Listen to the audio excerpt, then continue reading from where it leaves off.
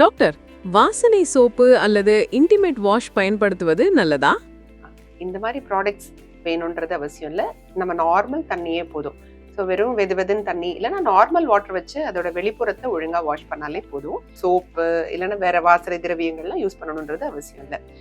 எதுக்காக அதை சொல்கிறோம் அப்படின்னா, நம்மளோட பெண் உறுப்பில் ஒரு வெஜினல் மைக்ரோபயோம் அப்படின்னு சொல்லிட்டு ஒன்று இருக்கும். அப்படின்னா என்னன்னா, நமக்கு நன்மை செய்யக்கூடிய பாக்டீரியாக்கள் அந்த பெண்ணுறுப்போட உள்பகுதியில் இருக்கும். ஸோ அதை க்ளீன் பண்ணுறேன் பேர் வழின்னு சொல்லிட்டு நம்ம அதை சோப்போ இல்லை மற்ற ஏதாச்சும் ஒரு வேற திரவியங்கள் வச்சு நம்ம அதை வாஷ் பண்ணும்போது இந்த நல்ல பாக்டீரியா, அதாவது இந்த லாக்டோபசிலஸ் அப்படிங்கிறது இருக்கும். அதுதான் நன்மை செய்யக்கூடிய இந்த வெஜினல் மைக்ரோபயோம். அந்த வெஜினல் மைக்ரோபயோமை நம்ம எல்லாம் ஃபுல்லாக கழுவி எடுத்துட்டோம்னா அந்த பிஹெச் மாறும். பிஹெச்னா என்னன்னா, அது ஒரு அமிலத்தன்மையோட இருக்கும் நம்மளோட அந்த வெஜினா.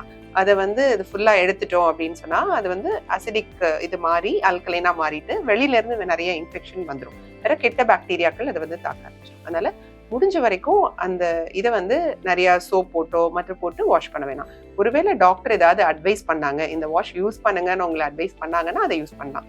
மற்றபடி நீங்களே அது ஃப்ரேக்ரண்டா வச்சுக்கிறதுக்காக அது ரொம்ப சுத்தமா வச்சுக்கிறேன்னு சொல்லிட்டு இருக்கிற நல்ல பாக்டீரியா எல்லாம் எடுத்துட்டோம்னா வெளியில இருந்து கெட்ட பாக்டீரியா ஈஸியா வந்துடும். அதனால ஃபேன்சி ப்ராடக்ட்ஸ் எதுவும் தேவை கிடையாது.